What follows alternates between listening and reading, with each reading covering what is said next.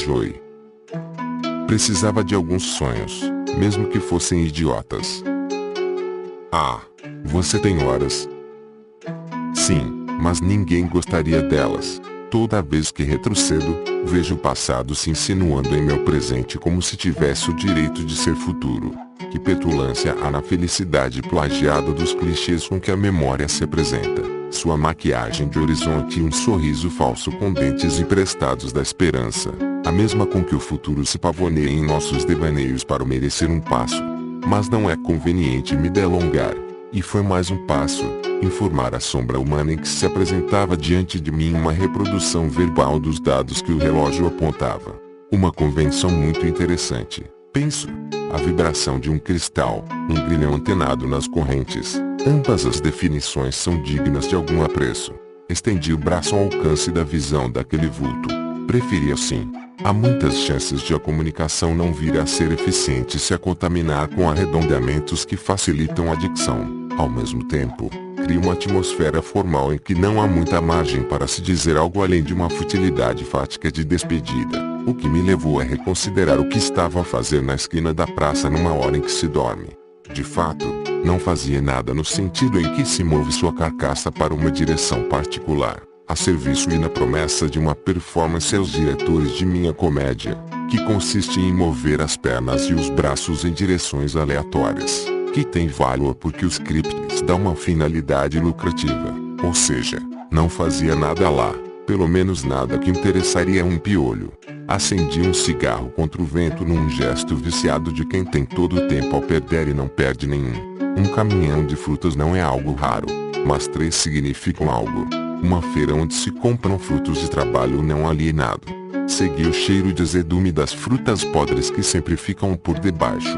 Bati a cinza do cigarro e não vi o caminhão que estava prestes a derramar sua carga. Foi estranha a sensação de ser soterrado de pedras coloridas para a nova calçada. Isso certamente não estava em meus planos. Esbocei um sorriso pelo fim ser tão impensado. Mas todo sonho acaba no pesadelo da vida. Um ruído repetitivo e incômodo de gotas me acordou. Alguém visivelmente preocupado com meu estado esboçava felicidade em ver meus olhos abertos, como se tivesse planos para eles. Não o culpei por sua tolice. Presumivelmente, só queria se ajudar imaginando o que seria me ajudar, o que me colocava numa posição proveitosa, com um empregado voluntário a meu serviço por alguma abstração moral que provavelmente o fazia bem, mas incluía algumas restrições que não me seriam muito bem-vindas. Então tive de me lembrar dos sintomas que deveria descrever ao tipo de indivíduo limitado por escrúpulos morais. Mostrei meus dentes e apertei o peito. Muita dor física. Dores psicológicas os fariam ocupar minha consciência com explicações e consolos nos quais nem eles próprios acreditam. Isso imediatamente despertou uma reação no indivíduo, que acrescentou ao soro o efeito que desejava. Dormi pensando em como sou idiota. Acordei entediado. Simulei mais dor. Estava ficando divertido. Ganhar sedativos nunca faz mal.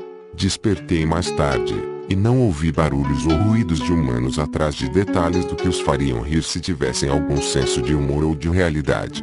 Liguei a televisão. Havia um homem frenético dizendo que deveria me arrepender e seguir os passos de um popstar, mas decidi seguir ao próximo canal.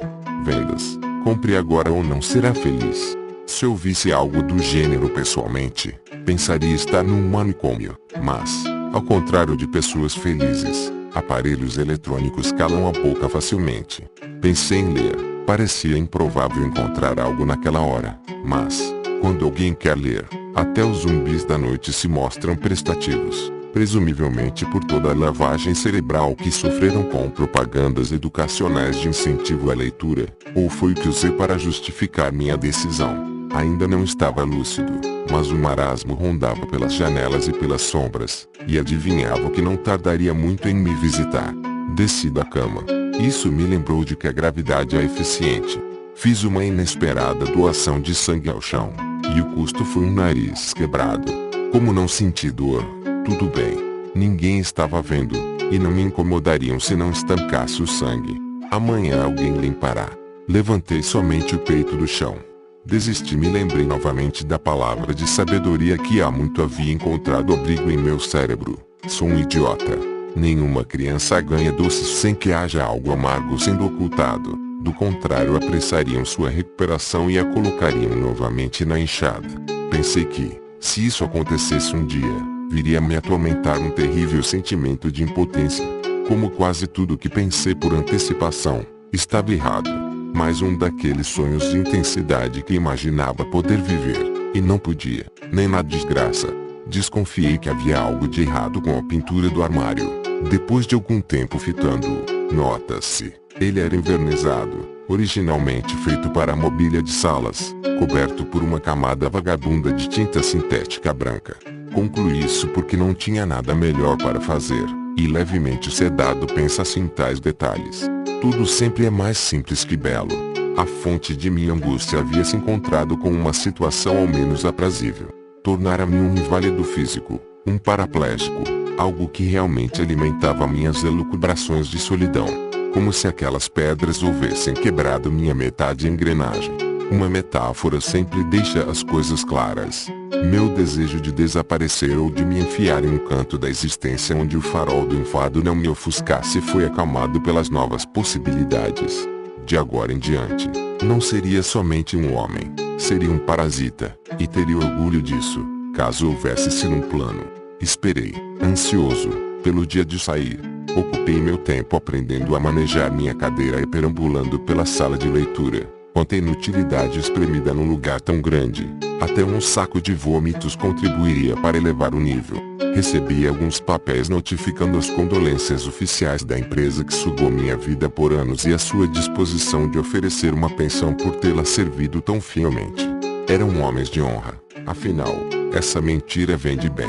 Depois do período de adaptação física e de ler todas as instruções sobre como ser um inútil conformado, fui considerado apto a empurrar minhas rodinhas livremente pela sociedade. Teria alta desse azucrim. Fiz uma ligação, notificando meus parentes e conhecidos que poderiam me visitar amanhã. Aguardei algumas horas e um táxi me buscou. Apesar de toda a nauseante autoajuda que tive de ler na reabilitação, havia afinal alguma informação útil naquela sala de leitura, uma lista telefônica. Escolhi alugar um apartamento em um condomínio dentro do perímetro urbano. Gostaria de algo no segundo ou terceiro andar, mas não havia elevadores. Também seria difícil ver o que havia por perto. Meus olhos não teriam altura suficiente, e olhar o horizonte não seria um comércio promissor para um eremita aleijado. Mas vi algo que interessou minha imaginação, uma papelaria. Comprei um bloco de notas, um lápis, uma borracha, uma caneta, purpurina prateada e um pouco de linha. O caixa me encarou com uma compaixão irritante, comovido pela minha aparente deficiência também mental, provavelmente devido aos meus resmungos lacônicos. Perguntou se era artista plástico ou escritor. Não parecia enxergar um palmo além da migalha que encerrava entre os ouvidos. Disse que era apenas terapia ocupacional. Deixá-lo irritado era uma bondade na qual não estava interessado. Finalmente encarnou o espírito do bom senso e fez sua lição matemática, entregando-me o troco. Saí com o mau humor alimentado e esqueci o que ia lhe perguntar. Passei por um açougue e comprei um pouco de carne. Estava em promoção, provavelmente também em decomposição. Como havia uma churrasqueira no condomínio, ao menos meu jantar estaria garantido. E com isso meu sono. Um cão sarnento que estava na porta do açougue olhou-me fixamente. Eu queria alguma companhia para pensar, joguei-lhe um corte e ele se mostrou afeiçoado. Cães não são os melhores amigos do homem, apenas cobram menos pelo aluguel. Parei, é claro, diante da paisagem que vi. Uma oficina para máquinas humanas. As de decoração clara parecem santuários. Entrei e disse que meu cão estava com defeito, precisava curar sua sarna. Como o atendente parecia constrangido com minha petulância de entrar com um cão doente na farmácia, peguei uma caixa de remédio da prateleira e perguntei o preço. Era caro, mas comprei. Também um pouco de fungicida e analgésicos a gosto. Finalizei a compra do dia com um pacote de cigarros e outro de fósforos. Gosto do cheiro de sua fumaça. Chegando ao condomínio, informaram-me que não era permitido adentrar com o animal, mas indaguei como poderia proceder em meu dia a dia sem meu cão adestrado, aconselhado pelo médico por viver sozinho. Pareceram satisfeitos com a explicação, Provavelmente só queriam uma desculpa caso algum condômino reclamasse. Um finge que manda, o outro finge que obedece. É sempre assim. Parei para relaxar. Estava cansado. Os olhares eram todos diferentes. Meus braços mereciam um troféu por fazerem tanto com aquela linha muscular que os sustentava. Teria de me acostumar.